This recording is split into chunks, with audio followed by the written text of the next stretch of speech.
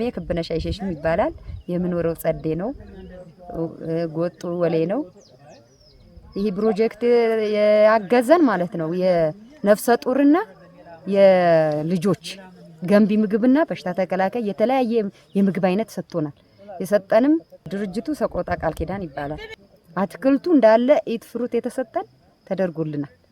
ይሄ ፕሮጀክት የሰቆጣ ፕሮጀክት ማለት ነው እና የዋለልን ውለታ በጣም ከፍተኛ ነው። ጥቅማችንም በጣም ከፍተኛ አድርጎልናል።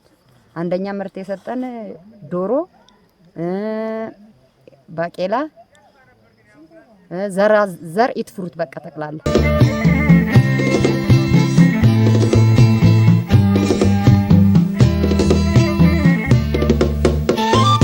ፕሮጀክት ለኔ የጠቀመኝ በቃ የተለያዩ ነገሮችን የተመጣጣኑ ነገሮችን በራሴ እንድጠቀም እና የገቢ ምንጭን እንዳስተካከል እንዳሳድግ ረድቶኛል። ሲቀጥል ደግሞ ፍሬሽ የሆነ ነገር ልጄንም መግቤ ራሴንም እንድመግብ ረድቶኛል። ፕሮጀክቱን ዶሮ፣ ዘር ደግሞ አንዳንድ ትምህርቶች እንዴት መስራት እንዳለብኝ እንዴት ደግሞ ልጄን መመገብ ራሴን መመገብ እንዳለብኝ ትምህርቶች ብዙ ሰጥቶኛል። በፊት እንደዚህ አትኩሬ የተመጣጠነ ምግብ ለልጄም ለራሴም አልመገብም እንደ ዝም ብሎ ነበር ምግብ። አሁን ግን ከዛ ትምህርት ወስጄ ልጄንም ሊጎዳት እንደሚችል እንደሚጠቅማትም ደግሞ ተምሬ በትክክል ምግብ ተጠቅሜ ስሜ ትግስት ጌት ይባላል። እንደ ቀበሌው ወሊደነባ እንደ ጎጥ ጠዴ እና ያው የተለየ እንትን አግኝተናል፣ ለውጥ አግኝተናል።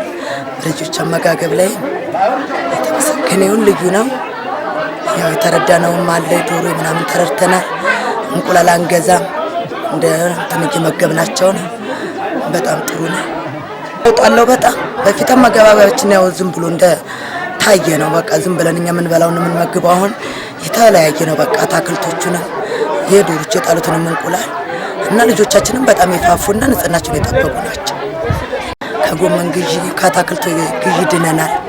ለውጣለው እንቁላሉ ምኑ ከቤታችን ነው የምንመግበው። ህጻናቶቹ የተረፈውን ራሱ እየሸጠን ሳሙናና ቅባት መግዣ አድርገናል። ለውጣለው ብዙ ነገር ነው ያደረገን። አሁን እንግዲህ አንደኛ ከመጀመሪያ ራሱን እርዳታ የተባለ ነገር ስልጠና ጠርቶን ብር ሰጥቶናል። እሱም አንድ እርዳታ ነው።